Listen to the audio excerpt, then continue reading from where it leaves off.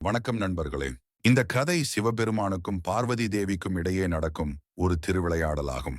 இது ஆன்மீகத்திற்கும் லௌகிக உலக வாழ்க்கைக்கும் உள்ள தொடர்பை விளக்குகிறது.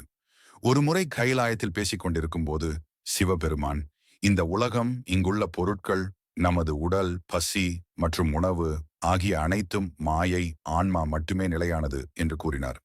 இதை கேட்ட பார்வதி தேவிக்கு வருத்தம் ஏற்பட்டது. நான் தான் இயற்கையே, நான் தான் இந்த உலகத்தின் சக்தி. நான் இல்லை என்றால் இந்த உலகம் இயங்காது.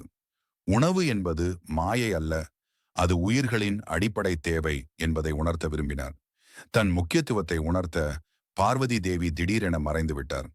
பார்வதி தேவி மறைந்தவுடன் உலகில் உள்ள செழிப்பும் மறைந்தது. ஆறுகள் வறண்டன, மரங்கள் காய்ந்தன. எங்கும் உணவு தானியங்கள் விளையவில்லை. பசி என்னும் கொடுமை. தேவர்கள், முனிவர்கள், மனிதர்கள் என அனைவரும் பசியால் துடித்தனர்.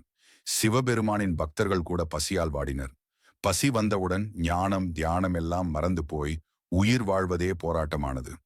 உலக உயிர்களின் கஷ்டத்தை பார்த்த கருணைமிக்க தாயான பார்வதி தேவி காசி, வாரணாசி நகரத்தில் மீண்டும் தோன்றினார்.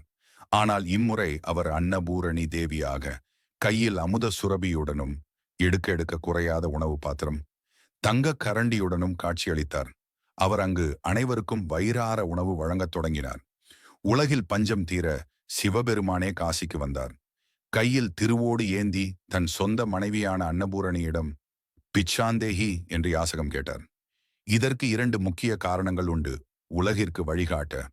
உணவு என்பது சாதாரண விஷயம் அல்ல, அது உயிரை வளர்க்கும் பிரம்மம் என்பதை உலகிற்கு உணர்த்தவே கடவுளே பிச்சை எடுத்தார்.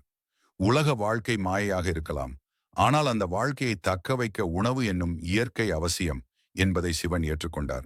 அப்போது சிவன் கூறிய புகழ்பெற்ற வாக்கியம், அன்னம் பரபிரம்ம ஸ்வரூபம், உணவே இறைவனின் வடிவம். ஒரு வீட்டின் அல்லது உலகின் ஆக்கசக்தி பெண்களே, அவர்கள் இல்லையென்றால் இயக்கம் இல்லை என்பதை இது காட்டுகிறது. எனவே காசியில் அன்னபூரணியிடம் சிவன் பிச்சை ஏற்றது ஆணவத்தை அழித்து இயற்கையின் அவசியத்தை உணர்த்தும் ஒரு நிகழ்வாகும். நீங்கள் சிவன் பக்தர்கள் என்றால் கமெண்டில் ஓம் நம சிவாய என்று பதிவிடவும்.